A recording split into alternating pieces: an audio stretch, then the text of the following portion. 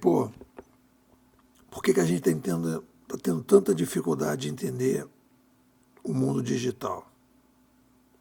Estou nessa brincadeira, vai fazer aí mais de 15 anos para entender, né? E aí você vai começando a perceber que a maneira, e isso é uma coisa interessante, que as pessoas acham que os fatos são estranhos e as nossas teorias são normais.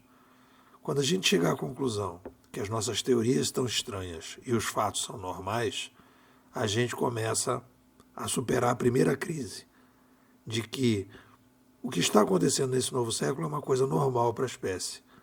O problema principal, eu já disse várias vezes, não é tecnológico, é epistemológico. Nossas teorias não estão rimando com os fatos. E quando isso acontece, as teorias têm que ser revistas e não ficar falando que os fatos são estranhos. Temos aí uma crise nas ciências sociais, já falamos bastante disso, né? E precisamos fazer uma revisão paradigmática no motor da história. E, pô, o que é motor da história?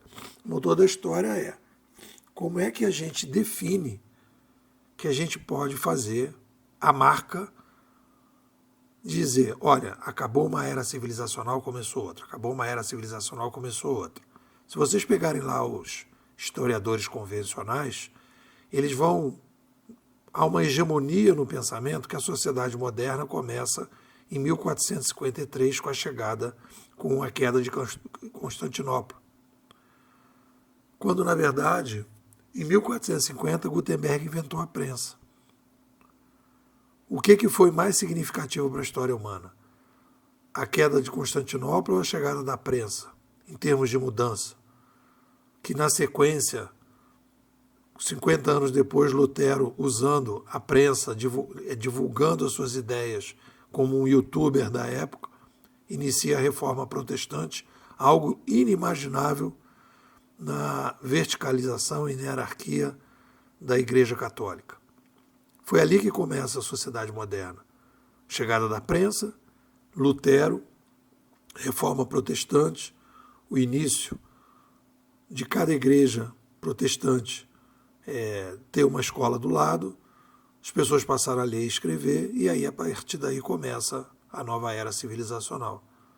Então existe uma crise na forma de pensar a história. Se a gente não pensa diferente, a gente não vai chegar e não vai entender o futuro, não. E aí a gente vai batendo cabeça até chegar nos pensadores, nos conceituadores da Escola de Toronto, do Canadá, que são especialistas nas mudanças de mídia. E ali tem um DNA filosófico diferente, que o nosso conceituador disruptivo, Marshall McLuhan, vai dizer, olha, mudou a mídia, mudou a sociedade. Opa! O que ele está propondo? Um novo motor da história. Depois o Pierre Levy diz, mudou a mídia, mudou a civilização. E a partir daí a gente consegue entender uma nova forma dos sapiens caminhar para frente. E aí a gente começa a ter uma visão diferente desse novo século, em que a gente começa a perceber que nós estamos entrando numa nova era civilizacional. E aí fala assim, pô, e aí eu coloquei várias tabelas nesse artigo, e aí você vai perguntar, pô, vem cá. Se a gente faz isso sempre, revoluções midiáticas, gestual, oral, escrita e digital, são recorrentes, por que a gente faz isso? E aí a gente começa a quebrar a cabeça de novo. E aí a gente vai pensar que é o seguinte, o Sapiens é uma tecnoespécie que cresce demograficamente de forma integrada. É a única espécie que faz isso. Os ratos crescem, mas não de forma integrada. Os ratos não conversam pelo WhatsApp entre eles e não dependem para fazer uma cadeira de vários elementos diferentes.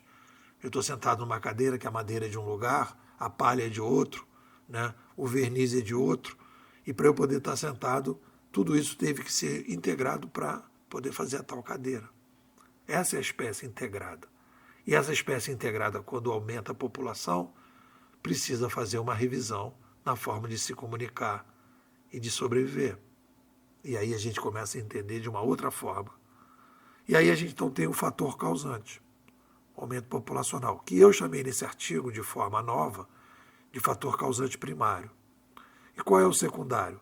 Uma demanda da espécie por personalização, que eu chamei de personalização progressiva.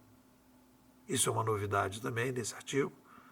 Personalização progressiva é a necessidade humana de crescer, de conseguir sobreviver, mas sobreviver com a diferenciação de um ser humano para o outro. As pessoas têm essa demanda. E aí como é que você trabalha a personalização progressiva? Você vai criando novas formas de sobreviver que permitam resolver o problema da quantidade com qualidade, da qualidade da quantidade.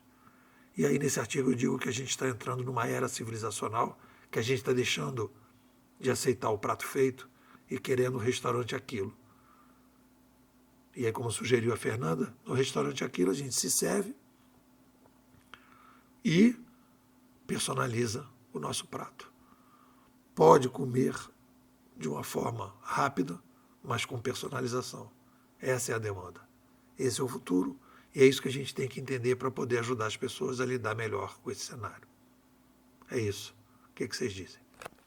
Bom, falar da Bimodais, nós somos a melhor escola de futurismo do Brasil, talvez a única que realmente está procurando desenvolver filosofias, teorias e metodologias consistentes para lidar com o digital.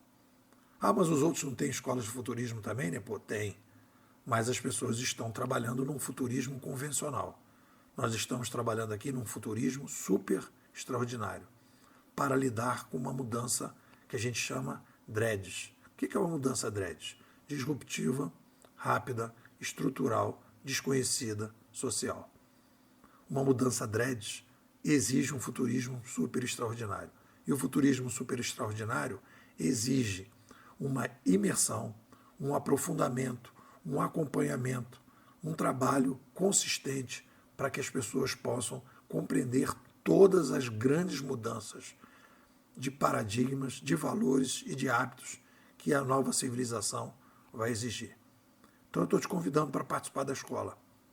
Vem para cá, a gente tem várias atividades internas, você vai ficar 6 meses com a gente, não vai querer sair, as pessoas ficam renovando, porque você vai sentir aquela sensação de que você saiu de Matrix e está na nave Nabucodonosor e está olhando Matrix de fora. Quer mais detalhes? Me manda um zap, 21 99608 6422. Vou repetir, 21 99608 6422. Pô, quero ser bimodal.